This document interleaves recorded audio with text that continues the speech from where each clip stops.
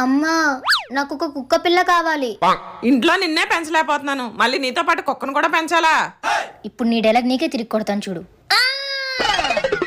రేపు పొద్దున మొగుడింటికి వెళ్ళాక నాకు ఇష్టం వచ్చినట్టు కుక్కని పెంచుకుంటాను. మన మాట తూటాలా తగిలినట్టుంది. ఒక్క దెబ్బకి భయపడి జంప్. Go to hell.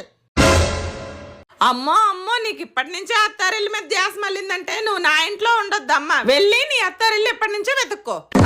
నేనేదో తిన్నదరకు సరదాగా అన్నానమ్మా, ఆయన నువ్వు కూడా నన్ను ఎప్పుడు అలాగే అంటావు కదా. నేనంటే నువ్వు కూడా అంటావా? నీకు నాకు తేడా లేదా? ప్లీజ్ అమ్మా, ఇంకెప్పుడు అలాగ అన్నమ్మా. ఈ ఒక్కసారికి వదిలేస్తున్నాను, లోపలికి రా. హే థ్యాంక్స్ అమ్మా. ఆ లగేజ్ బ్యాగ్ ఎవడు తీసుకొస్తాడే?